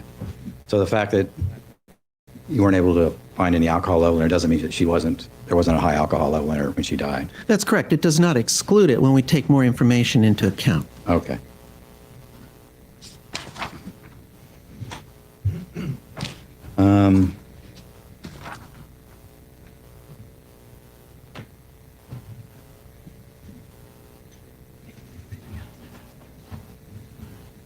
So, in conclusion, the cause or manner of death in this case, your opinion is it was a homicide? Well, the cause of death, blunt force injury, the cause of death is defined as those injuries or diseases that begin the process that lead to death. The manner of death definition is the circumstances under which the death occurred, and the circumstances under which this death occurred is homicide. All right, thank you. I don't have any other questions for that fact. Any cross-examination? Yes, I do. You said that essentially the throat had been burned away on Ms. Waterman, right? The soft tissues, the internal organs of the throat, if you will. Yes, Counselor. Okay. And one way that you can try and determine in burning deaths was somebody alive at the time of the fire was by the carboxyhemoglobin, right? That is one way, correct. And you said you weren't able to do that test in this particular case. Yes, because of the nature of the specimen. Okay. Is there not also a way that you can look at the bronchial airways and look at soot deposition? Yes, there is. In fact, we did that. Okay. And that just means whether you've got smoke down deep in your lungs, pretty much, right? Well, it can be below the voice box. Smoke below the voice box means a lot in a fire death. Here, of course, we don't have the voice box or the tubes that go further down, but within the lung tissue itself, there are smaller tubes, and we did examine those for the presence of soot or smoke staining. And you did that to try and determine, was she breathing smoke at the time of her death, right? Yes, we were. And what did you find? What we found was that for the most part, there was no identifiable soot to what we call medical certainty. There were some areas of stain. I'm sorry, Frank. I have no idea what's going on. Hopefully tomorrow I will don't be know. better. Yeah, Sticky tried. Puddletown went through. Puddle Towns is But it- here. Thank you, Puddle Town. Error-free Guys- super chat. No autocorrect guarantee. But then he But he- said having he- issues twice. He's been kicked out twice. Yeah. I don't have think no- so. I think I would say it's got to be An update. the update, having issues with the update. Yeah, I don't know what's going on with it. Keep in mind that in order to burn, any substance has to vaporize first. Since you don't have most of her body, you're not getting results for any of those chemicals since they vaporize earlier. I'm wondering how they have any of her anything part, what are those, bronchial tubes or whatever's in your lungs to test. Like he said there wasn't anything left below the, I didn't see anything left there except ash. Yeah, I don't know how they would do that, but But I'm That's not why- his, I don't work in his field, so that's why he has a degree and I don't. yes. Puddletown, thank you for the other super chat. Sorry, Frank, YouTube is asshole. Yes, it is. Sometimes. Oh, Frank. also, it's you guys don't have to do it. Like, yes, we appreciate the super chats and stuff, but we like you guys just hanging out with us. Fun. Absolutely. Don't ever feel obligated to do that. But thank you. I do appreciate it. And Frank, you're not going to miss much. We've got about 2 minutes left of this guy. And your dog. Right on cue. Staining that we doubted were soot, but we feel the test is negative, let us say. And the complicating factor is that one would have to breathe pretty deeply, and if one were agonal or in the process of dying, they would not be breathing so deeply. So that could complicate that test. Now, in order to do that kind of test, what did you have to do? Well, what I do is we look at the lungs, and I saw these lungs myself when Dr. Klingler examined them, and we look for the smaller air tubes in the lungs. It's like a piece of sponge that has tubes in it that are identified as air tubes, and we cut them open and we look at the inner linings. And so that obviously had not been done before Ms. Waterman's body came to your office. Well, to my knowledge, it hadn't. I wouldn't think anybody else would do it. That's the work we do. Okay. All right. And that's what would be almost necessary in this case to determine, was she alive at the time of the fire? Something like that. Well, it may give helpful information in combination with more information, but there's no time limit. That test can be done well after the fire or at the scene, hypothetically, but we're not prepared to do autopsies at the scene of death. Yeah. Okay. All right. Thank you. I have no further questions. You're welcome. Not redirect, there was one question I forgot to ask, if I can do it. Go ahead. Okay. Were you able to recover some blood from the remains? There was altered blood recovered from the remains that were used for toxicology testing. Okay. That's all the questions I have, Your Honor. Do you have any cross on that last question? No. May Dr. Fallico be excused. Yes, ma'am. Yes, Your Honor. Thank you very much, sir. Watch those 2 steps. Thank you. This is a good time to break. Yeah, 2:15. My next witness is going to take more than 15 minutes. So that's okay. All right. That is, I told you guys tonight was going to be short. I thought about going on. I'm not going to tonight because we have 3 witnesses tomorrow. So tomorrow will be kind of another shorter night. And then on Monday, we will get to, I think it's Brian. Yes. We get to the first part of Brian Riddell's testimony. So I want to keep that. I want to keep that for Monday. So tomorrow we have the latent print examiner. I mean, the car, there can't really be anything. To me, there's like, I think we've seen all we can get out of the car. You know? Oh yeah, they've showed it over and over and over about every angle that they possibly could. Yeah, I don't know what else we can get out of there. So we'll have so maybe that's from the house. Then we have the Alaska State Criminalist. And then we have a friend of Rochelle's, Brian, and Jason's. So maybe that'll be more interesting. This is the worst parts of trials is they have to there's this boring stuff that happens. Yeah. And it sucks to But get through it, but you kind of have to. And then we should be start getting into the heart of this because we've got Brian Riddell coming up. His testimony is 3 parts. his testimony is 4 parts. And then we will have Oh, sorry, I didn't see that one. some random witnesses in there, another law enforcement, and then we'll get to Jason Aaron's testimony. So those guys will be the ones that tell us what happened. They pleaded guilty. Brian Riddell was sentenced to, and I'm not spoiler alerting anything because I know I asked to not spoiler alert the end of this trial, but they had already pleaded guilty before this trial started. They're testifying against Rachelle. Well, they're testifying for the state. Brian Riddell was sentenced to 99 years and Jason Aaron was sentenced to 50 because he didn't actually do the unaliving to Lori Waterman. So that's where we're at with things right now. So we will, yeah, they're laying foundation and it's like, it's boring. I know it is. I'm trying to figure out, yeah, what their argument will be that they're laying foundation for. I'm just trying to get them to connect Rachelle to this. Obviously, the fire's not going to do it. Brian and Jason are going to have to connect her because I'm on the fence about how I don't 100% believe the crazy eyes. Yeah, and especially when they threw out there like, "Oh, wasn't your daughter friends with her? Didn't they hang out all the time? Like, would you protect her?" It just, it Well, was I a mean, little. there is small town. So it is a small town. It's an island. So I don't remember.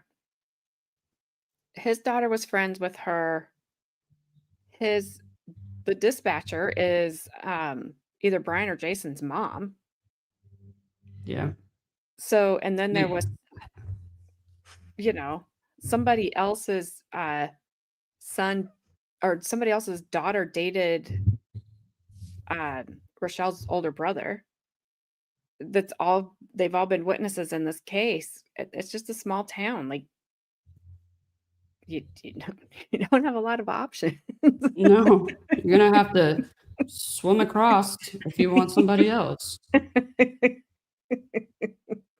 So, This, this is off subject, but I mean it's an automated thing.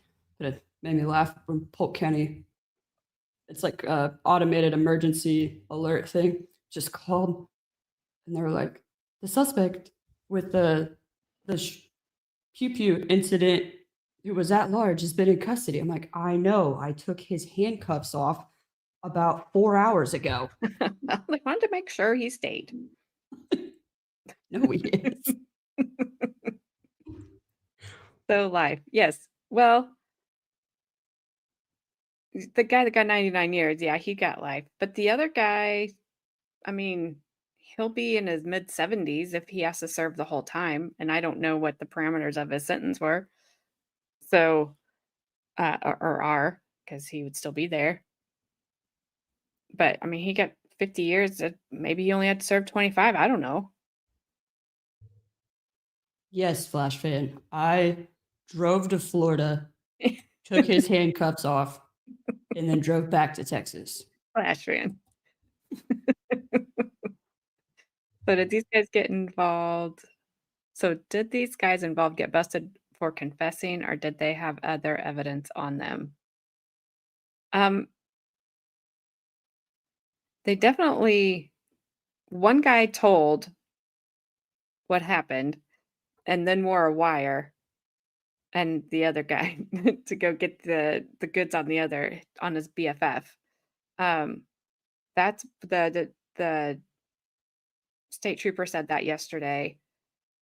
But they also, I think it was Jason Arrant, um, he's the one that got attacked by somebody and, had said they had held a knife to his neck and told him, "You stay away from Rochelle." Like there was just some boogeyman running around in this town of 2000 threatening him. And then they never could find anything or anyone that fit his description to prove that that had ever happened. So I think they kind of told on themselves. I think they were looked at pretty early on, just because of the letters that they had between Jason Arrant and Rochelle, and which we did hear about those yesterday. Because the defense attorney's like, "Do you know if Rochelle ever read those letters?" No. Who cares? Those like toy knife things, like when you actually push it, like it pushes it back in. That's what he probably did. He's like, "Meh," and he's like, "Meh, gotcha, just kidding." He's like, "You silly goose." Paultown, they did the crime. They may have talked first, but they did it. So I don't know. Yeah. I don't Yes, think whoever. Words are hard. Thank you. they are hard. I couldn't think of the word. I'm just like, this thingy here is me. You know what I mean? Like a knife. Also, so everyone admitted. Yeah. But then you have the two people that did the crime saying Rochelle did not have anything to do with it, and then saying Rochelle did have something to do with it. So, but so far, I don't know. But it's in the state's opening statements, she admits that she had something to do with it, and then redacts that statement, and then says it again, redacts it again. It's But just weird. She's 16. So, who I mean, she's 16. She's a good student. She's athletic. She's doing very well in school and all the right things there.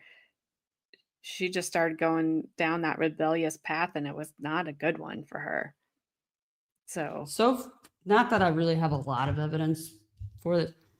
Just my own personal opinion right now, I do think she had something to do with it. And I think she was being honest in those confessions. And then she was like, I want to go to jail for a long time. So I'm going to go ahead and blame this all on you guys. and they're like, "Wait, we did it." He's like, "I did it for you, baby. What are you doing?" Well, I'm only 16. You're 24. You should have known better. Yeah. I'll write you. Yeah. Write you in jail. I'll wait for you. Yeah. You'll be waiting 99 years. Well, You'll get him in the next life. 50 for him, because he did not have anything to do with the unaliving. You got options. You got options. So, all right, you guys. That's enough of that, I guess. But I know Carmen's tired, and she's had a big week. But thank you all for joining us. I am so sorry that YouTube is being a jerk and doing whatever it is that it's doing. Hopefully it cleans its act up between now and tomorrow. I will at least be back tomorrow night at 6 p.m. I don't know if I'll be all by myself or if anybody will be joining. We'll see. We'll get through it. And yeah, I was so used to being by myself And then now I'm not. Now I haven't been by myself, and now I'm gonna be by myself again. I don't know what to do. That's why I'm so tired. That's just why she's tired. Been a long week. And also, she took the handcuffs off the guy that she just got an alert for. Which, you know. Yeah. When I went on my lunch break, I saw that they posted like he was they were looking for him. And then later on I walked in, I was like, oh hey. He You just saw didn't you. yeah. You didn't run fast enough, bud. But next time. Yeah. So, all right, everyone, have a good night. I will be back here at 6 p.m. Eastern time tomorrow. We'll get through these next 3 witnesses, and then we'll get ready for Mr. Riddell next week. And hopefully he has some interesting things to tell us. I think he will. And it'll be fun. Be a good time.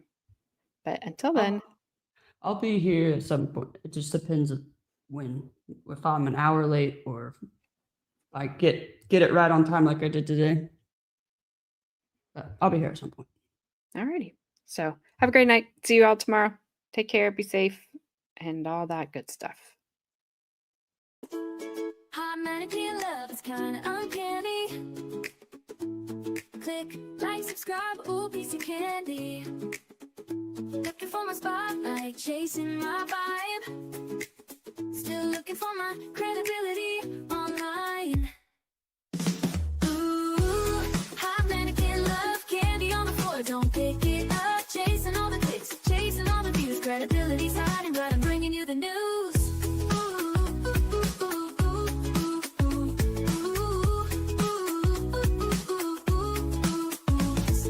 Every little scroll is a mystery, but you stuck around, watch the show with me. Laughs and chaos, that's how we roll. Drop a comment down below before you go.